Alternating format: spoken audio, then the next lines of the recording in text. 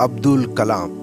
नाम सुनते ही आकाश में गरजती मिसाइलें, महाशक्तियों के सामने सशक्त होती भारत भूमि, दृढ़ निश्चय, सिखाने को जिज्ञासु की छवि मन के साथ ही दिल में उभर आती है।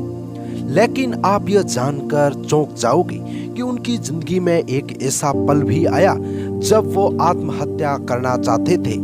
इतना महान व्यक्तित्व आत्महत्या का प्रयास करे, सोच भी ले, हमें शायद विश्वास न हो, पर यह बात सच है। यह वाकया अब्दुल कलाम ने अपनी बायोग्राफी विंग्स ऑफ फायर में बताया है। रामेश्वरम में एक दिन कलाम साहब स्कूल में थे, तब शिक्षक सुब्रमण्यम अय्यर ने बर्ड्स कैसे उड़ती है पढ़ाया। इस कक्षा से ही कलाम ने सोच लिया कि वह पायलट ही बनेंगे। वो रात दिन पायलट के बारे में सोचते, उसके लिए मेहनत करने लगे।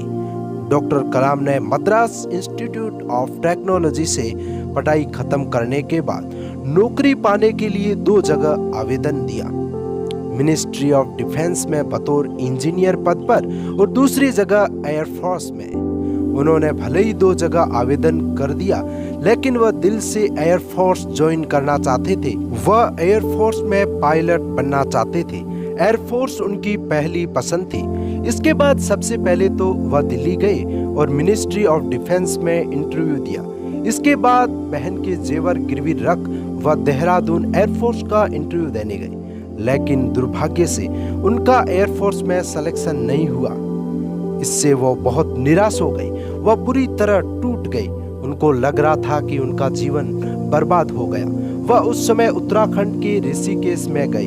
वे कई दिन वहां एक जगह से दूसरी जगह भटकते रहे। वापस जाने का भाड़ा न था।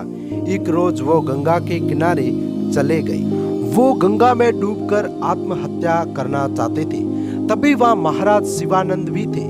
वह देख रहे थे कि एक युवक बार बार गंगा किनारे जा रहा है और वापस दूर जा रहा है। यह दृश्य देख शिवानंद जी समझ गए कि वह युवक नदी में कूदकर जान देना चाहता है। शिवानंद जी उस बालक को अपने पास बुलाते हैं और कलाम से इस बारे में पूछते हैं। कलाम साहब ने सारी बात बता दी। शिवानंद जी ने कलाम साहब को वापस जाने के लिए भाड़े के पैसे दिए। कलाम साहब ने जाते वक्त शिवानंद जी से पूछा कि महाराज, मैंने मेहनत में कोई कमी नहीं रखी, मेरा एयरफोर्स में सिलेक्शन क्यों नहीं हुआ?